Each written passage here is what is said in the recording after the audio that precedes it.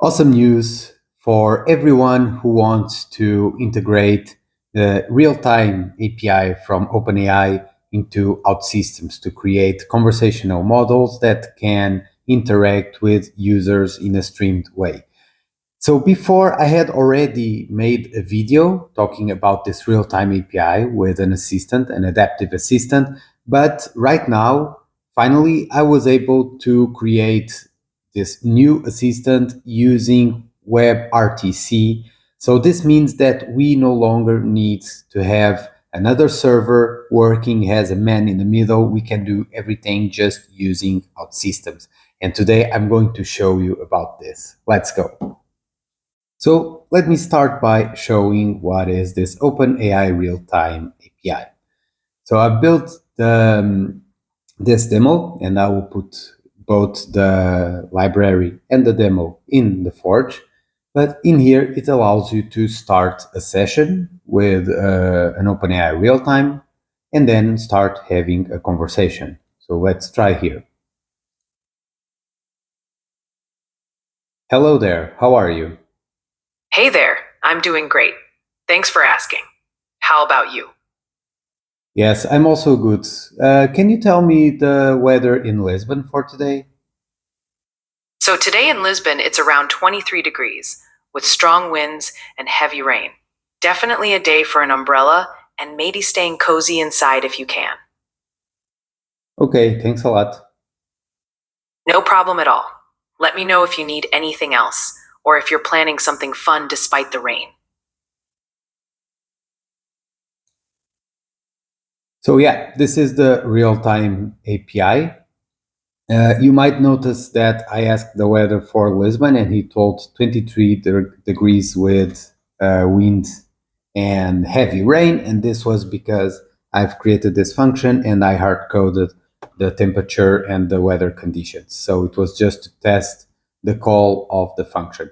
So in this playground, you can see all the messages that are trade between the server and the client.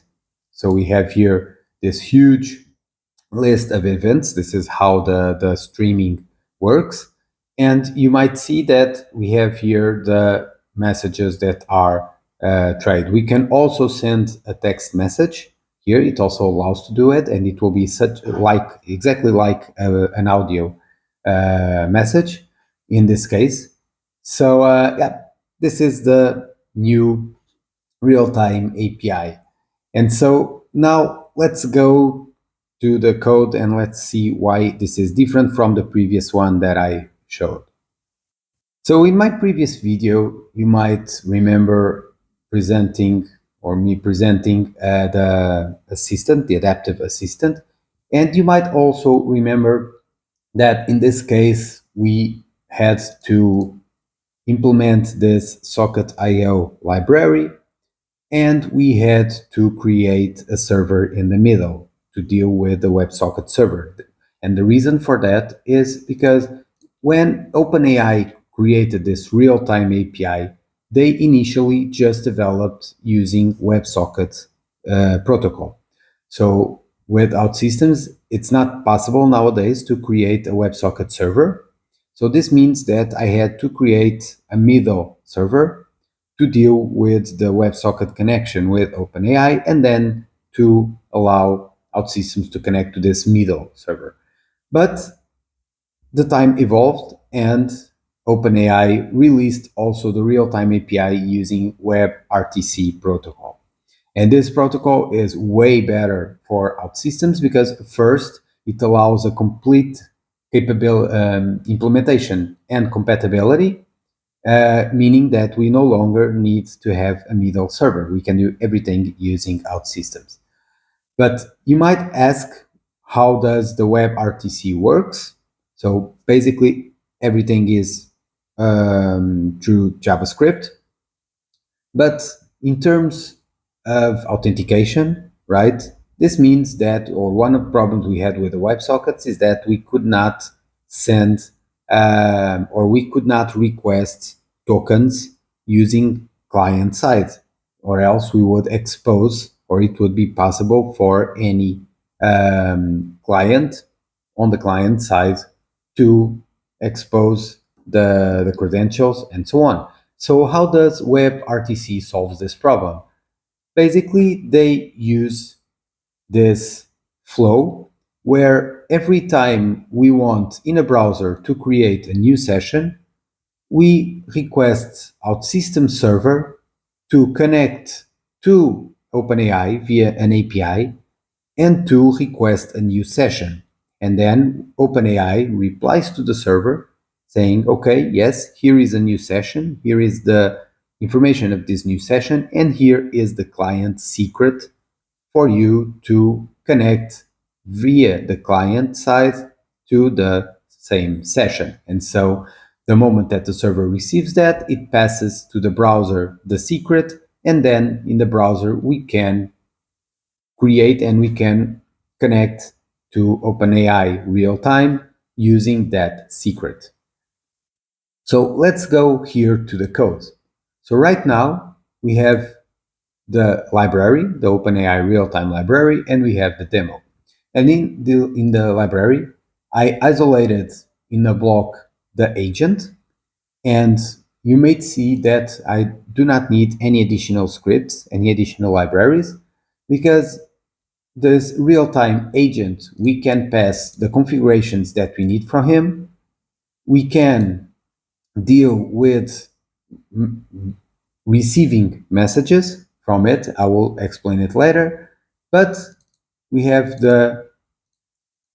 only have these two events that we pass to the application. So this means that in an application, we just need to drag this block. We need to configure the agent unique ID, for example, to identify uniquely this agent, to pass the model, the voice, instructions, or we might not need it and already has default values.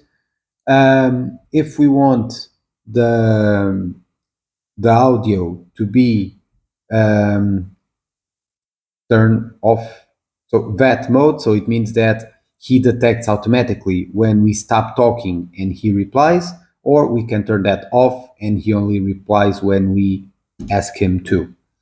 And we can also specify a list of functions that he might need to call. And in this case, this is how I passed the function of the weather for Lisbon.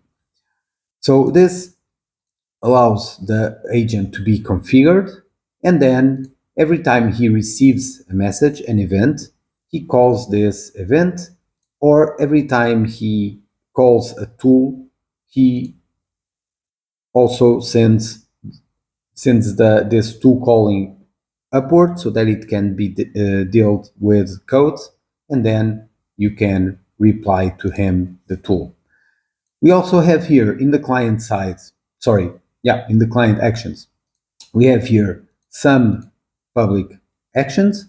So we have here the possibility to send a message, a text message. So in this case, here in the application, whenever I put here a message and I press send, this is the action that it's being called. And we can specify the message. We can give some prompt prefix. Imagine that you are passing, for example, an email, right? You are talking to him and you want to give him an email. You can put as a prompt prefix saying, this is an email received, process this information accordingly, and so on. So it's like instructions. And then you can specify if it is immediately for him to reply or not, or if it is just for him to accept that message and wait for me to stop talking. So these are the function to send a message. We also then have the start session and the stop session. And you might see here in the start session, we have this concept of getting a new session. So as I discussed, and in this get new session, we call an API to OpenAI where we say, hey, create a new session. We have an OpenAI API key defined, and we give some instructions, and then he replies with the session details. And you might see here in the client secret, we have the value that we should use client side. So we reply back with the session, and in here we can pass the secret to create the connection on client side. And in here, yes, we use customized code. You can check this code on the website of OpenAI, but yeah, it's basically just copy pasting, and here you have the connection. One additional thing here important is this. Where is it? The receiving of a new message. Here it is. So we are specifying here that we want to add an event listener of type message. So every time there is a message received by the WebRTC, he calls the window agent message handler function, and this agent handler function is basically calling the client action to trigger the message. So this is how we catch all the messages and we send it to the application that is consuming it. So yeah, this is basically how the action work. And we also have here the submit to output. So you guys remember that we have here the trigger whenever the agent calls a tool, then we need to process the tool calling on our side. And then after processing, we can submit the results here. So we can put the results here as an output, and we need to pass the call ID for the agent to know which function call we are referring to. So yeah, this is the block, right? And let's go now to the OpenAI Real-Time API demo application. So we have here the playground, and you might see that when we put here the block of a real-time agent, so this is invisible to the user, but when we drag this, we can configure the parameters of the agent and the function calling, the tool calling. So in this case, we put the agent ID as a test agent. We leave the rest empty.